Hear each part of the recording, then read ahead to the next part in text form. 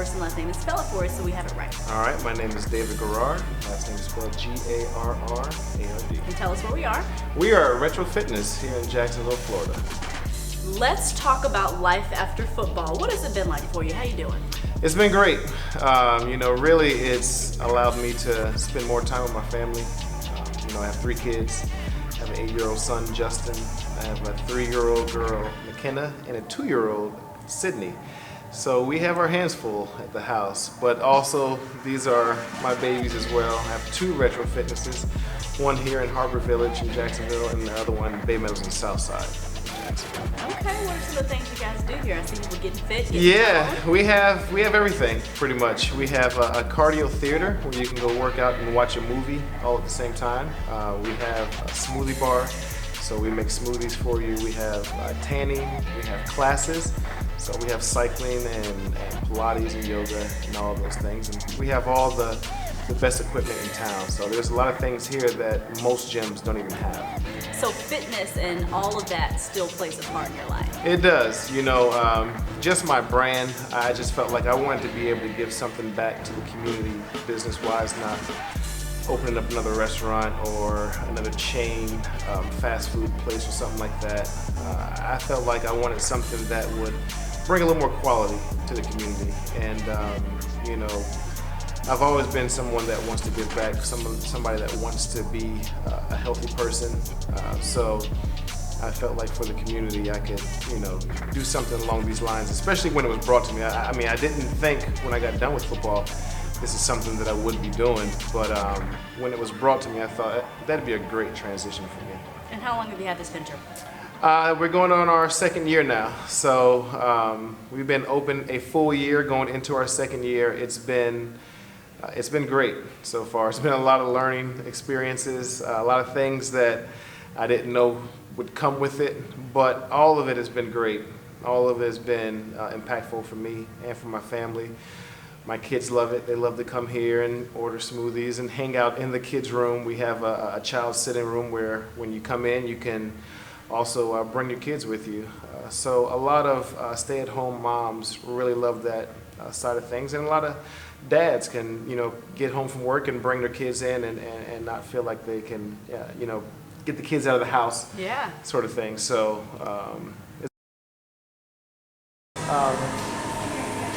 so this big piece of equipment here has so many different things you can do on it. This is something that most gyms don't have. I call it a little jungle gym, but we have our TRX bands on here where you can do a lot of exercises. You can switch up, you can come here and do pull-ups. There's so many different things you can do. You can take the bars off and do squats. So you can do certain things out here on the floor with it. So it's just a really cool space to have where most gyms don't have this kind of stuff. Yeah, well, if you're an athlete, you're going to be over here in the free weights.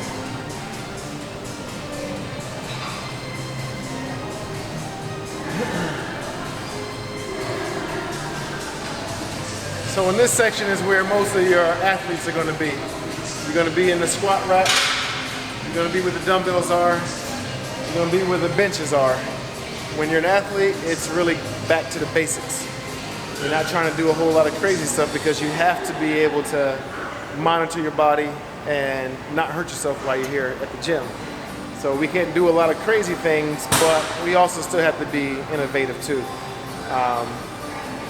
For athletes, it's not good doing CrossFit and that kind of stuff because a lot of reps, you wear your joints down, you wear your muscles down, you have to be really regimented with what you do as an athlete. So, my family is so important to me. Growing up in a single household, my mom and my dad split when I was probably 6 or 7. And so it's something that stuck with me that, I always want to make sure that I'm there for my wife, for my kids, because family is important, and my faith alone just keeps me grounded, keeps me in the right place, in the right frame of mind. And, my mom really instilled a lot in me. And so, that also has, kind of started my foundation, David Garrard Foundation. She passed away of breast cancer, so it's something that there's a lot of things that, have inspired me in my walk in life. And tell us a little bit more about your mom. Our mother and our grandmother actually both had breast cancer, so that's a topic that's not only important to us, to you, but it's a growing thing. It is, unfortunately, and it strikes so many households. It's not always just your mom or it's your aunt, it's your sister, it's your friend across the street's mom, and so everybody in some way, shape, or form is affected by it. And so it is definitely something that we have to continue to fight for, something that we have to continue to raise money to raise awareness for, because there's so many people that are just being devastated by it. And being that my mom was a single mother, having to go through that, kind of not really by herself, because we were there with her church members were there with her, the people from her job would come around all the time and bring dinners and, just come and sit with her and that kind of stuff. So there's a lot more than just the person that's affected. It's all the people around that person that get affected by it. It did. When I made it into the NFL, I was one of those guys that wanted to, keep his friends around him so that, I could keep them kind of safe and out of trouble. And, the one thing is you can't save everybody, and some people are they're just heading down that path, and no matter how much you do to try to keep them from it, they're going to make their own decisions because they're grown adults, and, you have to be willing to just say, all right, well, I'm extending my hand to you, but if you're not willing to grab on and come along, then I can't keep trying to save you from trouble. So a lot of that had to help me grow up too, because I've been a guy that's always wanted to help and has had a hard time saying no in the past, but there's a happy medium there. So I've learned now as a father that my family comes first, and I'll help someone if I can, but also if you're not willing to accept it, then I'm going to have to move on some way, some shape, some form. But I love to be there for people. I love to be there for the community, and anytime I can, I do, because growing up, I remember those days when we didn't have a lot. I remember my mom and us as a family going to shelters and bringing food and serving and those kind of things. So a lot of that is instilled in me, and so I think it's nothing but good, since it's not too many negative things that have been put into me. That's a blessing. Yeah, absolutely. At least one thing you don't have to worry about. Yeah. Let's talk about home. Let's talk about North Carolina. Do you ever get back there, or do you consider this more home since you've gotten so engulfed in the community and been such a staple in Jacksonville? No, North Carolina is still home for us. We have a house back in North Carolina that we get to most summers. It's on a lake, so we get back there to kind of escape the Florida heat in the summertime. And show your kids your roots. Yeah, absolutely. And so we still get back to our college town in Greenville, North Carolina, East Carolina. Just want to throw a shout out, Pirates. And back in Durham too, where I'm from, where I grew up at. So my family is still there. My brothers and my sister are still there. So we get back all the time, and It's a good change up, but Jacksonville is definitely home. My wife and I, we have, entrenched ourselves here in our church, in the community, with our businesses. So this is where we spend the majority of our time. We're still season ticket holders for the Jags. So this is definitely home for us. But we have our second home back in North Carolina. It is rough, but you only have to be on here for like 8 to 10 minutes, and you are in a full sweat. Really? Yes. I'm scared of that. This is especially for ladies, because they'll get on here, and how you do it, you just pull all your buttons, and it goes faster, and so it makes you have to go faster. Right now, it's just doing this, but a lot of times you'll see women come up here and they'll go sideways, because then it works all the stuff sideways. They'll go backwards. So there's so many ways you can do it. Some will go all the way down so that they do like long strides. They can go faster. That's worse than the things that we fuss about. So you see how it's going faster now? Just imagine just doing this for 20 minutes. So you talk about sweating. I'm already sweating. So it's a really great machine. We also have some bikes over here. They're called espresso bikes, where you can actually ride and capture the flag. You can shoot dragons while you're riding it, so you kind of forget you're on a bike. Yeah, so let's come take a look at it.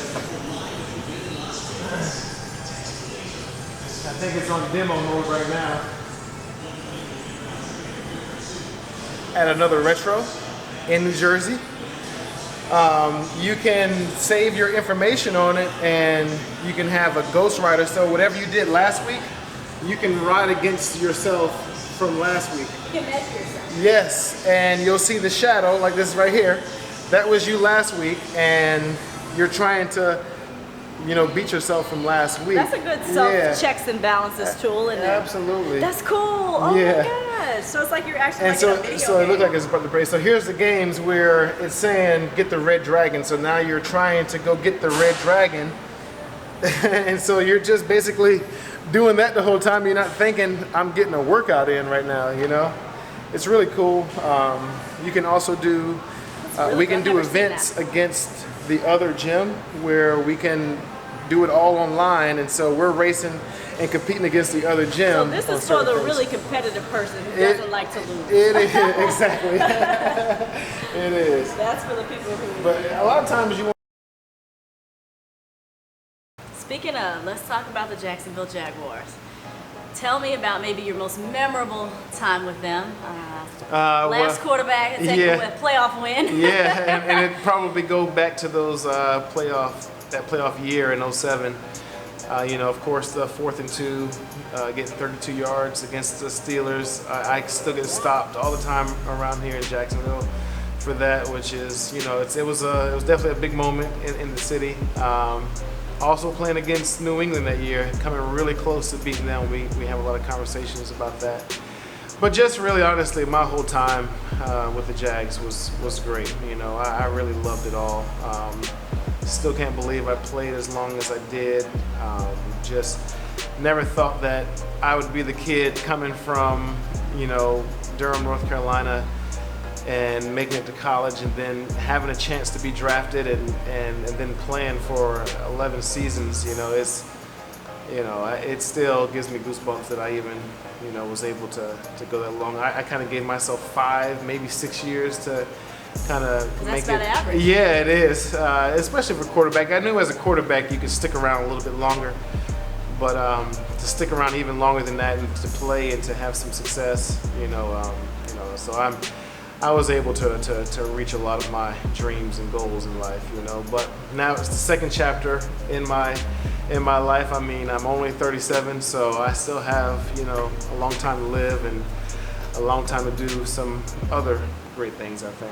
I read that you had an opportunity at one point to possibly leave, go elsewhere, be a starting quarterback somewhere else. You stayed in Jacksonville. Yeah, I did. My agent was... He was on me. He was saying, there's 2 or 3 teams that would just love to have you. I mean, they're going to say you're going to come in and compete, but they want you to be their starter. And, I just felt like I had an opportunity here with Byron Leftwich as the starting quarterback. I was playing every year. I was getting an opportunity, and I just felt like if I could just capitalize on those chances, on those opportunities, then I would, hopefully be able to become a starter one day. And in 2007 it happened, so I was happy not to have to move me and my wife to another city to get to learn another organization. I mean, that weighs a lot on a player sometimes, and so I just felt my best opportunity would be here, and luckily it turned out to be that. Were you disappointed with the way things ended with the Jags? I know a lot of us were. Yeah. And I went to Missouri. Yeah. Garrard was quarterback at Missouri, Yeah. but I can tell you, I didn't like the way they went down. I was upset the way it ended, only because I had so many great years, and I was okay with being cut, being released by a team if I wasn't playing up to the standard that they wanted me to, and the standard that I have for myself. So I was okay with those kind of things, but you know, passing through the last cut and then starting to prepare for the upcoming home opener for the season, and then being blindsided after the luncheon. You know, even if it had happened before the luncheon, before being announced with the team as a starter, I still would have been okay. But you know, it didn't happen that way. I was announced as the starter and with the team, and then we get off the bus, and then I'm called to the coach's office to be told that I'm being let go. I just thought, you know, it could have definitely been handled. I was at that luncheon, and I thought it was just the tackiest thing well, in the the world. guys at my table, I still see them all the time, and they're like, I just, you know, it still bothers me that happened like that. So, but you know, I'm past it. Was I upset at the time? Yes, but I'm past it now. I'm happy to be, like I said, season ticket holder and still cheer those guys on, you know. So it's a testament to your character. Last couple of quick points. What do you think it'll take to get back to that playoff status? I mean, we got a lot going on. Yeah, you know, I feel like offensively they're really, really close and they're doing some great things. I think Blake Bortles is definitely the answer.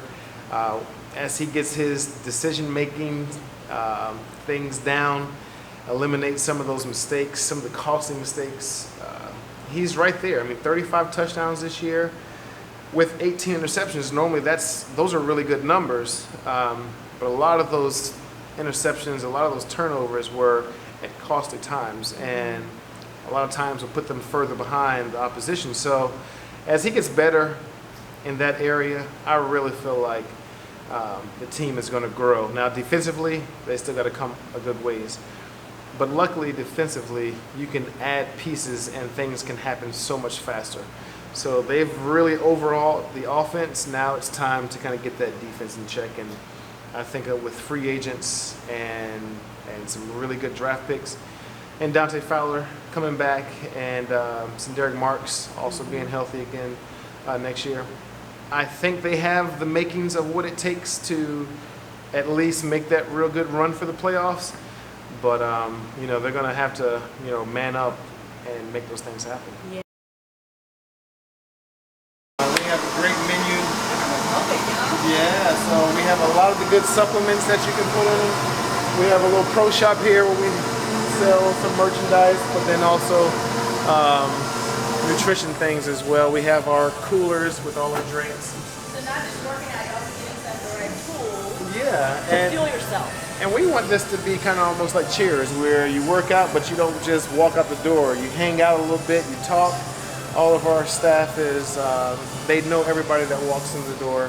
We don't like the whole just walk in, give me your key fob, and just keep moving. We want to see how things are going. We want to, you know, make sure you're reaching your goals, and also just make sure you're enjoying yourself while you're here. This is a lot of times a tough place for people to, you know, make their daily habit, and so when you get here, we don't want you to feel like, oh, I had to go to the. We want you to feel like you're so welcome. This is a, you know, a part of your life, a part of your world, and we want you to feel good every. Switching gears, talk to me about Crohn's disease. Mm-hmm. What is it for people who don't know, and tell me about your experience with it. Yeah, so Crohn's disease is it's an irritable bowel disease. It affects your intestines, and basically your body tries to fight the disease inside the intestines by scarring over top of it. So it's trying to heal it by, just like you would scratch yourself on the outside and scar, it's doing that to the disease on inside your intestines, and so it starts to close down your intestines. And so what I usually say to describe it is like taking a 4-lane highway and turning it into a 2-lane highway during rush hour. Ooh. You know, so you get that bottleneck effect, and that's what happens to a lot of people where they can't eat certain foods because it sends them into what's called a flare-up. And a flare-up is basically your body fighting that disease because certain foods have passed through that area in your intestines. I mean, everybody has 30 to 40 feet of intestines, but when you have certain inches of it affected by it, now that inch will shut down the whole production inside your intestines. And so It's a very, very intense pain too. It's like a cramping sensation that happens inside your stomach, just because your body is still trying to force everything through there, and it's really bad, especially if you think about a 5-year-old or a 6-month-old that doesn't even know what's going on. They don't even know why their tummy hurts so bad. And so, thankfully for me, I was 24 when I was diagnosed with it. I was a grown man that could listen to the doctor and then take precautions, But when you're an infant, a toddler, or just think about a middle school kid that's going through it, that has to run to the restroom often, or can't eat certain foods, is losing some weight, and kind of withdrawals from everybody. It's really a debilitating disease, and it's what they call a closet disease. You don't really want to talk about it. Right. But I really believe like the Lord blessed me with the disease so that I could be someone that would speak up about it, and not a lot of people want to talk about it. So for me, and I think also I'm able to inspire others too, because I played in the NFL with a disease that a lot of people will say, I don't know how you have kept your physical size with this. I mean, I can't put any weight on. I can't run around. I can't, do a lot of things with my friends like I want to. But you inspired me to eat right, to, still try to push on, to still try to, just go outside and have fun with my friends. There's a really cool story. Larry Nance Jr., who plays for the LA Lakers, just got drafted this year. He was one of those kids that was going to give up sports. He was battling this disease his freshman year in high school, and just said, I just don't want to do it anymore, Dad. And he said he read my story, and just something clicked, and he was like, okay, if he can do this, I want to do this. I can fight it. So that just warmed my heart, because that's exactly what I felt like this disease was given to me for, to inspire some of those kids that, are struggling with it. But now he's able to go on and kind of now take the torch and be able to inspire others too. So, I keep up with him, he keeps up with me, and I think that's just a great thing, because, he could have went the other way and not even, wanted to try anymore. For me, I'm okay with it. On days when I'm not feeling so good, I'm okay with it, because I know there's somebody else probably having a worse day. And I think if I can keep a smile on my face when people see me, then, maybe they can, inspire others as well. And that journey was given to you to be an inspiration to others. Did the surgery help? The surgery did help, absolutely. They removed a foot of my intestines in 2004. Luckily, I was able to have that surgery happen in April. I was able to recoup, and get my body somewhat right for the season. I remember I couldn't do anything all the way to training camp. I couldn't work out, I couldn't run, because they had to go through my stomach and my stomach muscles. And I remember the first day of training camp, my coach is telling me, Dave, we're going to take it easy. We're just going to give you a few plays during practice. You just stop and take a lot of breaks.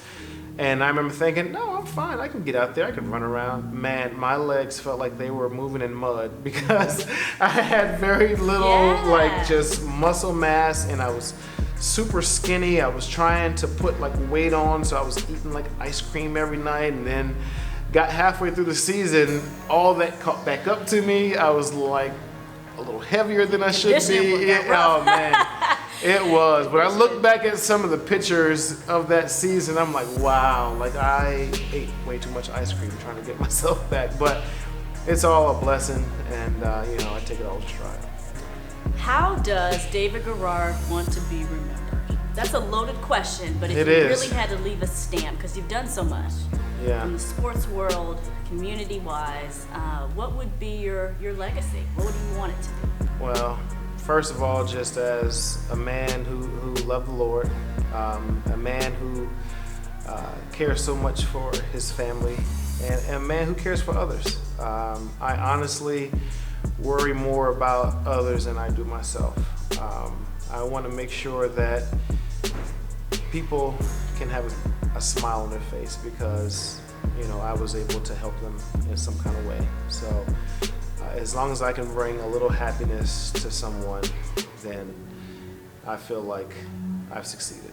Can we expect to see you in the community in the forefront of helping others for as long as you're able? Absolutely. I mean, I'm still doing things now. We're actually part of the Donna Run, so we've kind of teamed up with her. You know, it's supporting breast cancer, those kind of things. So. And I cover you the Children's Commission. And yeah, so I'm always doing something, especially when it comes to the kids. I mean, I still feel like a kid at heart a lot of times, but I still vividly remember a lot of things as a kid myself, and I can only would have dreamed to have met an NFL player when I was 7, 8, 9, or 10, whatever it is. Because I looked up to athletes so much. So I know how much kids look up to athletes. And that's a huge thing for me and my kids too. I mean, I always want to be a good inspiration for them, a good role model for them. And so, yeah, you'll always see me in the community doing things. I love it, David. Thank you. Thank you. Behind the star, Erica Bennett, David Garrard. Stay tuned for more.